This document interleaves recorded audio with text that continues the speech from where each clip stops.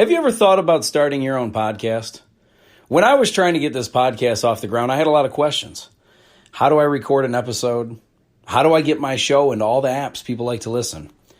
How do I make money from my podcast? Well, the answer to every one of these questions is really simple. Anchor. Anchor is a one-stop shop for recording, hosting, and distributing your podcast. Best of all, it's 100% free and ridiculously easy to use. And now, Anchor can match you with great sponsors who want to advertise on your podcast. That means you can get paid to podcast right away. In fact, that's what I'm doing right now by reading this ad. When I started using Anchor to do my podcast, it was so extremely easy that I haven't even bothered to look for another app to use. I love this app. It's the only one I deal with, the only one I even recommend, period. I recommend you get on there ASAP. If you want to start a podcast, this is definitely the place to go. It's easy. You can drive around and record. You can sit in your basement and record. You can do it anywhere. It's fantastic. So if you've always wanted to start a podcast, make money doing it, go to anchor.fm/start, anchor.fm/start to join me and the diverse community of podcasters already using Anchor. That's anchor.fm/start. I can't wait to hear your podcast.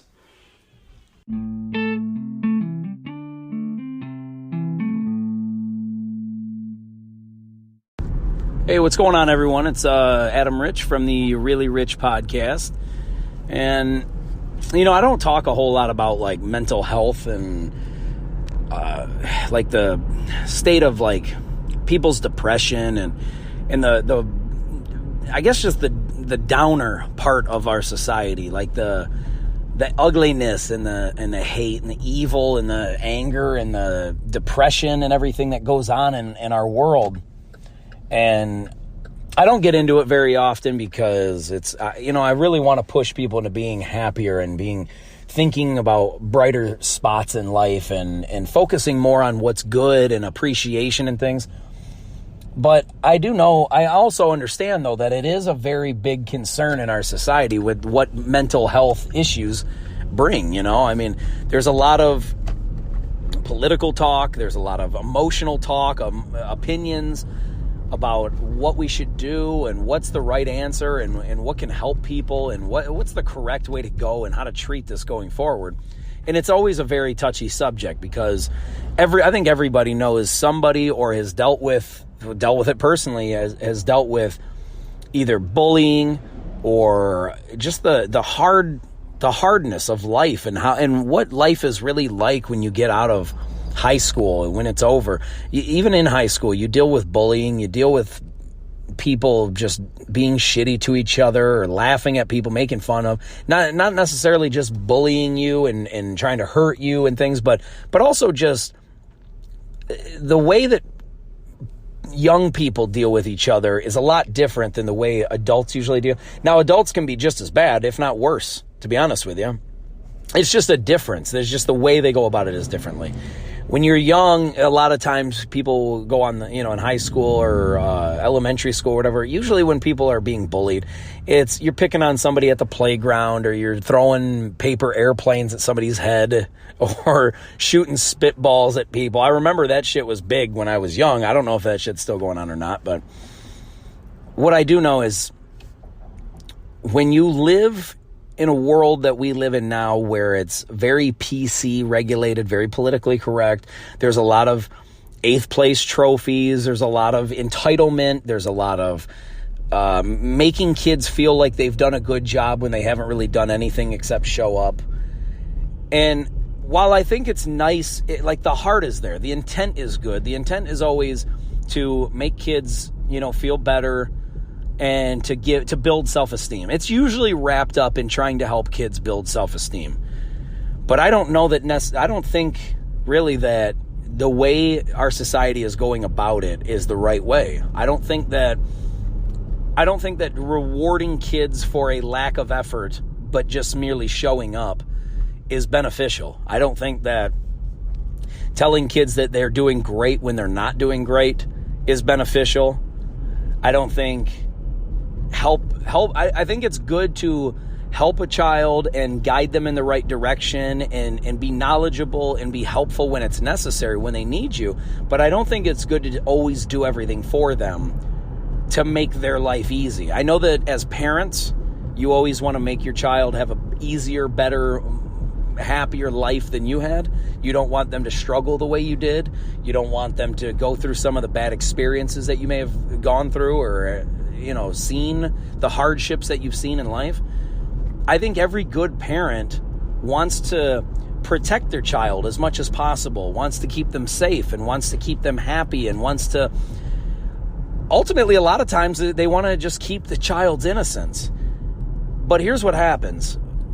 When you're raising a kid, and even if you haven't raised a kid, even if you're not raising a kid, what I have noticed is that children that think that everything is great and think that they deserve rewards or trophies purely just because they exist, it's not a very, it's not a good mental, what's the word I want to use? Since I can't find the right word, I'll just say it like this. I don't think it's very beneficial for a kid to feel like everything is reward worthy. I don't think it's good for a kid to go through their childhood thinking that, oh man, this is great. I get, just for being here, just for showing up, I deserve stuff. It's like, I remember when I was younger, like you'd hear stuff like, oh, if you get all your homework done, you can go play. That's a totally different story than just giving a kid some kind of a reward just for existing, just for showing up. You don't give I talked about this not too long ago about when being on a bowling team when I was little. I remember so many of the top teams would get a reward, really, or they'd get a little trophy. The number one team would get the biggest trophy. The second place team would get like a medium-sized trophy. The third place team would get a small trophy. And then basically that was it. But here's the deal. You're now teaching kids then that the second and third place teams also deserve trophies, also deserve a prize. And I do think, I guess, that it's good to reward second and third place because they were so close. I don't think that the reward should be even remotely similar. I don't think they should be the same, as far as, well, one's got a bigger trophy, but I got a trophy, and this guy's got a little bit smaller trophy, but he also got a trophy. I definitely don't think in today's world, where you're giving people ribbons and trophies just for being in 10th place or 8th place. That shit is just, one, it's tacky. And two, it's what kind of benefit are you really teaching a kid? You're basically telling a kid, you're training their mind to believe that it doesn't matter what place you get, you're still going to get some kind of reward. It doesn't matter how good you are or how much you try, you're still going to get some kind of a reward. It's basically teaching a kid that if you just show up, that's reward worthy. And that's not how the real world is. That's not life. That's not how it works anywhere in the world, in real life. You don't get a job somewhere and just because you show up every day, you get raises. You might get to keep your job. Let's just say I'm very familiar with a plastics company that will give people a paycheck. And they could be the shittiest employee there, but they'll still give you a paycheck as long as you show up. And that's even terrible. Even that is horrible, because you're basically setting a precedent that, hey, as long as you just, attend this company every day, you'll get a paycheck. We'll make sure that you can pay your bills as long as you just come in every day. And it's a weird standard to be setting for people. Even that, I think, is way too excessive of a reward. If you want to be a successful company, you can't run like that. If you want to be successful anywhere in life, you can't think like that. You can't have the mindset that if I exist, I deserve a reward. And that's kind of what we're ingraining into kids' heads when they get young. And here's where this is a problem. Listen, over the weekend, I normally don't share personal family information about and I'm not going to name names, but I have a close family member. I'm not going to say her name, but I'm just going to come out and say it. She's probably never going to hear this anyway. My nephew just hung himself like a few days ago. And normally that's not something I would just be rattling off like this to share with the world. But there's a very important reason why I feel like he did it. When you have, there's two types of things that really train a kid to think like this. Now that he was in his early to mid 20s, he wasn't like super young, but he was young. And me personally, I can't fathom the idea of wanting to end my life. I understand that there's plenty of people struggling with this. I know that and I'm not making light of this at all. I would not. This is definitely something I stay very clear of making light of. But we have an issue with society. The number of young people committing suicide is higher now than I think it's ever been in the history of mankind, especially in America. I can't speak for every culture or every nation, but in America, I'm 99.9% positive that it's at the highest it's ever been, or we're at least living in the era of it. Maybe in the last 5 to 10 years, it's the highest it's ever been. I don't know if this year specifically is the highest year, but I do know that this time period, this 5 to 10 year span, this last 15, 20 years of existence, I do believe that the the number of people committing suicide, especially young people, is at an all-time high. And I think that it stems from two very important major issues. A, just horrible set of circumstances living with bad parenting, maybe living in poverty, living in having bad teachers, bad influences around you can alter this. But the other one is an utter lack of confidence in our young people. And the reason why I bring that up is because I've noticed that the younger generation, the generations that have been filled with, hey, just show up and we'll reward you. When you teach a kid to live like that, when you teach a kid to expect that as the norm, then when they get out into the real world at 18, 19, 20 years old and they got to experience real life and life punches them in the fucking face, they have no idea how to handle that. When they're told by their teachers that, hey, you filled out the paper, you didn't really write the report on what I wanted, but I did say it needed to be 500 words, and you did make it 500 words, so therefore I'm going to give you an A+. Now when they go and get a job, and they just do the bare minimum on that job, they just do the standard requirement, the boss is going to eat that ass. The boss is not going to accept that. Most bosses don't accept the bare minimum. Most bosses, that's how you weed out employees, is by doing the bare minimum. You know who to give a raise to because that person did extra. They went above and beyond. They didn't just do the bare minimum. I remember when I first got hired in at the plastics company I speak of, 15 years ago, if you did an average job or did the bare minimum, you risked possibly getting demoted. Let alone, like, there's no chance of getting a raise. If anything, you would get disciplined for only doing the bare minimum. And I know that kind of sounds contradictory because the bare minimum by default or by definition should be what's acceptable. It's just the minimum requirement that's acceptable. However, we also had bosses at the time that would say, if you show up on time, you're late. If you show up 15 minutes early, you're on time.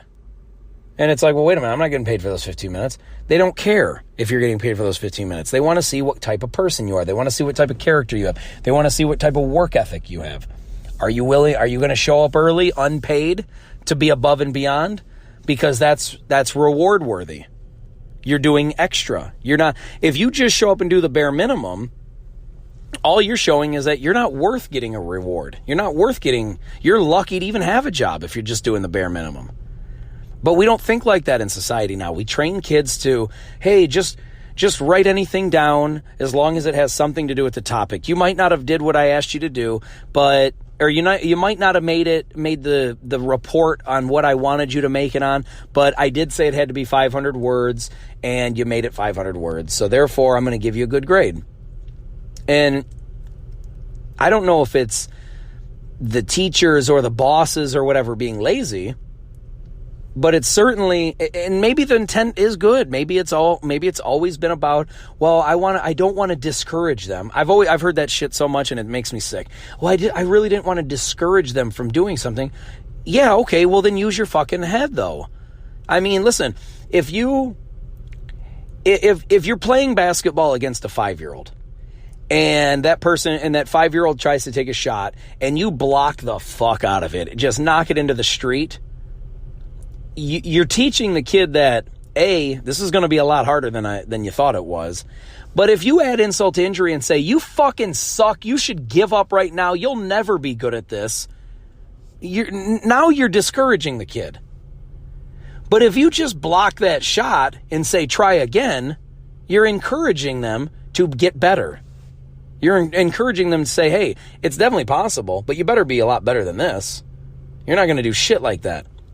But if you straight up go out of your way to say, you fucking suck, you're never going to be good, you might as well stop now. Now you're fucking that kid's head up.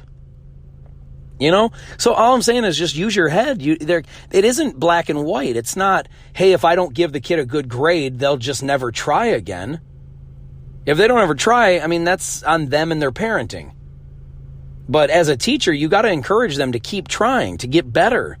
The whole thing about life is that we all start out shitty, but we actively try to get better. Those are the ones who get rewarded. All I'm saying is you get rewarded based on your effort, and you know, when you get knocked down, getting back up. You know, like, there's so many things in life that if you lose once, it's easy to give up, man. It's a lot of people do based off embarrassment, a lack of confidence, feeling like you're being exposed to the world. Like, man, if I suck at this and people see, then I look like, you know, I'm just not good. And then people will make fun of me, or people will think differently of me, or they'll see me as a failure. And the bottom line is the ability, the mental toughness, the ability to be able to block all that nonsense out, because all of those things are going to happen. If you fail and people see it, they're going to look at you like you're a failure, and that's fine as long as you get up and you keep working at it to get better. And then eventually you work at these things for so long and you get so damn good that you do win. And then once you are a winner, it changes everything. Not only does it change your confidence level, it changes, you'll start to have a swagger to you, like, man, I can do this. And not only that, but then people see you win, and then they don't look at you like a fucking loser anymore. Nobody looks at somebody who is a winner like they're a loser, except for other losers. You know what I mean? Like, losers. How many times, I couldn't tell you how many times I've watched a football game, like an NFL game, and then whatever team lost, you know, I look at either the quarterback or the running or the defense or whatever, and I'm like, man, they suck. Bottom line is, those guys are the best in the fucking world. Just because they lost doesn't mean they suck. But it's easy for us who don't play and aren't on TV. It's easy for us who aren't good enough to look at that stuff and be like, man, you guys suck. Bottom line is, no matter how much they suck, they're way better than you are, or me. For watching a person who does it and then I criticize them when I can't do it. You know what I mean? Like, I'm not an NFL quarterback. If I criticize an NFL quarterback and say they suck, you can say that they suck compared to the best, but you can't say that they suck compared to you. You know, I can't. It's just ridiculous. But the thing is, to have confidence within yourself, even if other people think you suck, it's not, their opinions don't determine. And especially if they've seen you fail one time and then they said, oh, you're terrible, you're not any good, you know, you're a loser. And then you go out and practice and practice and practice, and then you get better. And then all of a sudden you become a champion. Well, was that one guy 5 years ago or whatever that said you sucked, was he right? You're a fucking champion now. If you're a champion and somebody told you 5 years ago that you suck, well, who's right? You know, you for believing in yourself and working at it until you fucking win, until you become the champion? Or was that guy right who said you suck and then you go out in there and win it all? So I just wish people would think, like, grasp this when they're growing up, because It is so easy to take the opinions of others, and especially when you're in school and you're surrounded with a bunch of other kids, and then one kid says that you're terrible, and then he tells everyone else at school, and then everyone now thinks you suck or they're laughing at you. It's easy when you're young to let that shape, your effort going forward, to shape your confidence, to shape your ability going forward, or your drive to be good. It's easy to let somebody's remarks and opinions ruin you if you value that opinion, if you live for that, if you look at that opinion like it matters. But when you understand that one person or those 10 people or those 1,000 people or million people, once you understand that those opinions don't dictate shit about you and your life and your confidence and your abilities, those opinions mean nothing. And they don't determine anything unless you let it. The only time somebody else's opinion of you determines the outcome for you is when you allow it to. If somebody says you suck and then you give up and never try again, well, then you do suck. And then that person was right. But if a person says that you're not good and then you go out there and prove them wrong, you keep working at it and you keep practicing and you keep getting better until you fucking win, and then you prove them wrong, well, then does their opinion matter at that point? No. It doesn't.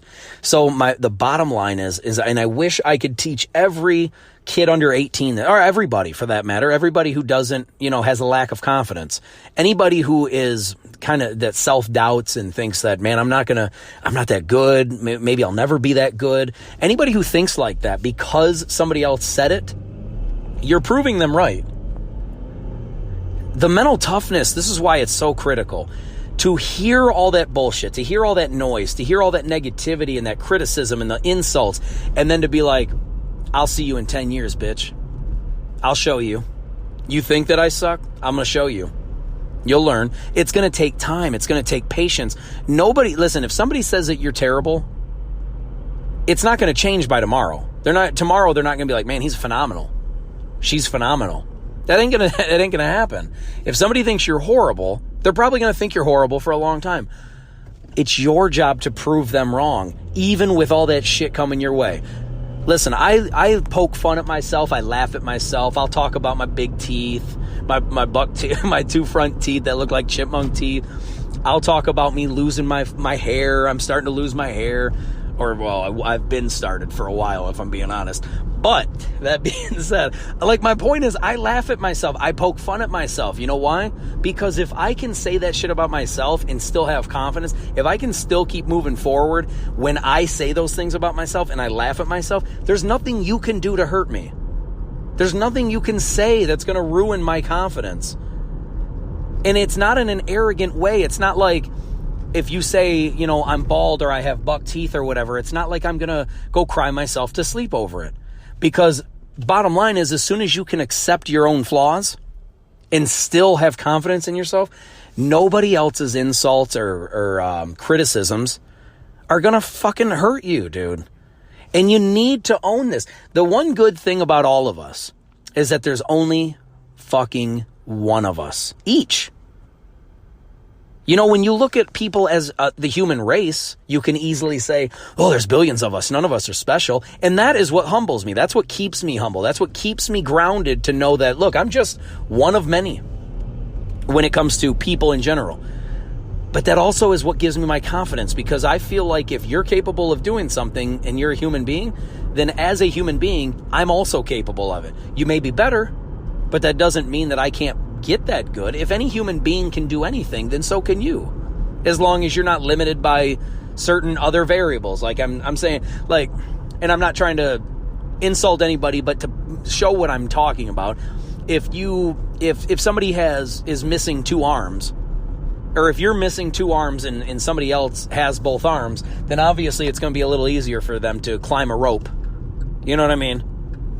Those are obvious limitations. But what I'm saying is on equal playing ground, as long as you are a human being and I'm a human being, what you're capable of, so am I. So is another person. So is millions and billions of other people.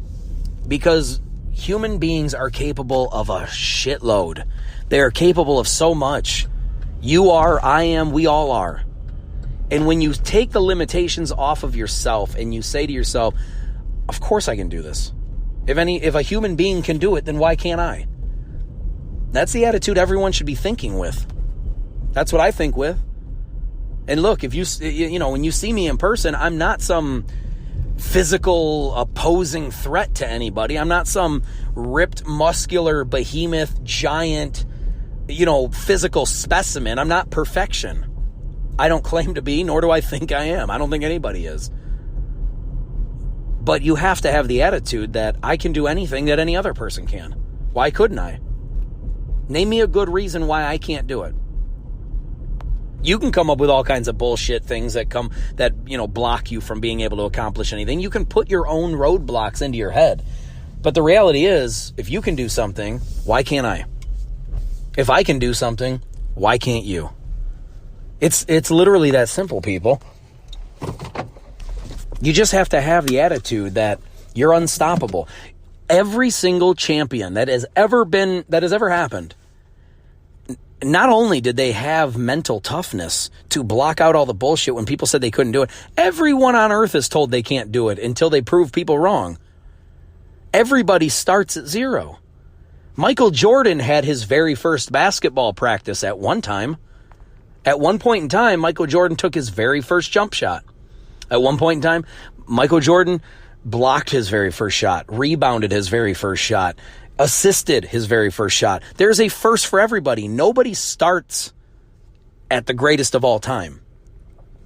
You have to work for that. So my point is, when you take your very first jump shot and it bounces and hits the rim or the backboard and doesn't go in, everyone can look at that and be like, man, that kid sucks. But one day you could turn into Michael Jordan or beyond. It doesn't matter what people say about you. It doesn't matter what their opinions are of you. I love it when people talk shit. I love when people say that I can't do something or I'm not good enough or you suck or you're shitty. You know why? Because I love the smile it puts on my face when I prove them wrong. Not if, when. And it may take years. It may take days, weeks, months, years, decades. But eventually you'll prove them wrong, and doggone it, it feels so fucking good. And it will. You just have to block out the noise. Mental toughness is about getting beaten down from all angles, and you still say, not today. I'm winning. I will overcome this. And it's a gift, man.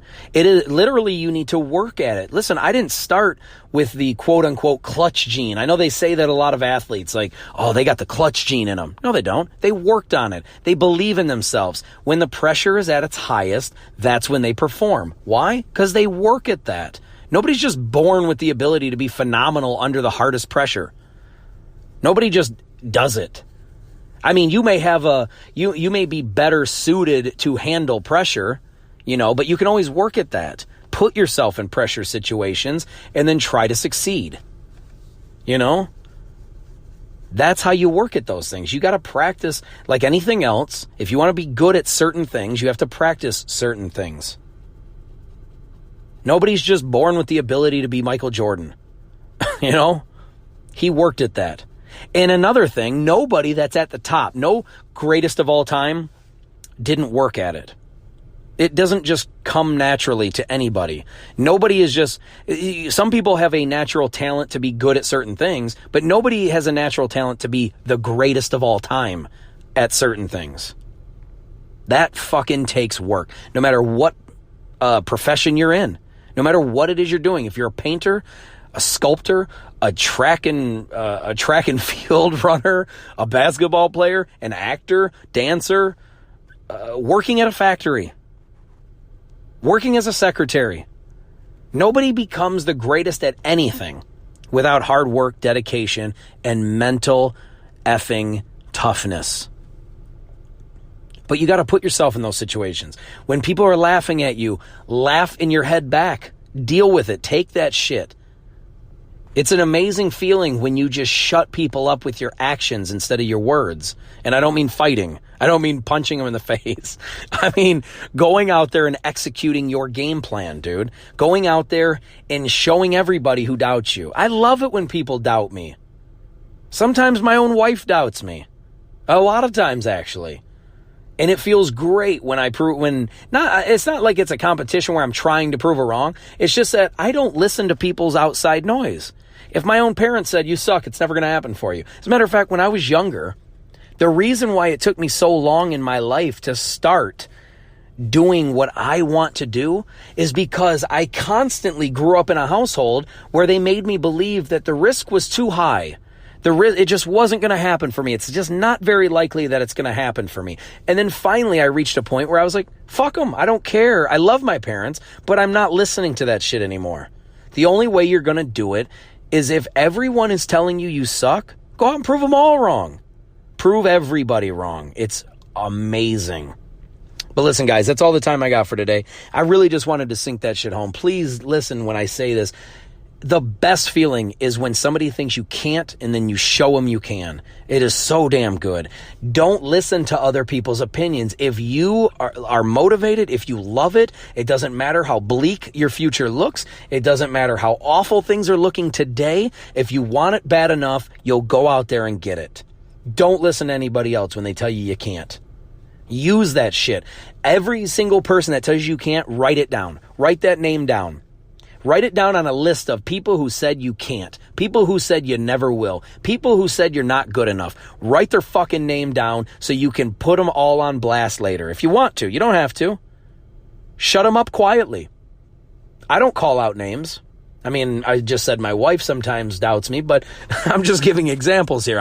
There's no way I would actually make a video and be like, my wife's name, I don't want to put it out there. People that know me, you know what it is. But anyway, I'm not putting people's names out there and being like, hey, you said I couldn't? Fuck you, look at this. I'm not doing that. You know who you are. And you know if you think I can't do it, and that's fine, dude. You can say it to my face, you can tell everyone you know, but you'll see. And it's just a matter of time. You have to have patience, and you have to have confidence. When you get knocked down, always get up one more time than you were knocked down, and you will show every motherfucker that thinks you can't do it, you'll prove them all wrong. And it's beautiful. Thank you so much, guys, for the time. Thank you for listening. I love you guys so much. You know that. I never like to leave a podcast without saying it. I appreciate you guys, and I want you to know it. I want you to feel that that I mean it. That's why I say it every damn time. I try never to go one episode without thanking you guys and telling you I love you. I appreciate you. I really do. If you want to get a hold of me, you can do it through the voice, or you can leave me a voice message through the Anchor app, or you can get a hold of me through Instagram at Really Rich Podcast. You can get a hold of me at Twitter, Really Rich Adam. LinkedIn, please find me on LinkedIn. I'm trying to get a hold of every fucking person in the damn universe on LinkedIn. It's Adam Rich. Or you just, find me anywhere you can, even if you agree or disagree. If you hate my face or you love me, I don't care. I mean, I love you. I want you to like me, but if you don't, sorry, please get a hold of me. If you think I'm wrong about something, I'd love to talk to you. Maybe you'll change my mind. Maybe I'll change yours. Maybe we agree to disagree. Doesn't matter. I just want to have a conversation with you. I don't want to be mean. I don't want to be an asshole. I don't want to be hateful or aggressive or angry or nothing like that. I just want to have a conversation, not a debate, not an argument. I mean, I'll debate people if they want to, but the point is, I'm not trying to be aggressive or angry or anything like that. I just want to have a conversation with people that disagree and agree. I really do. So I love you guys, and I thank you again for everything that you do, and I will talk to you soon, guys. Peace! I'm out of here.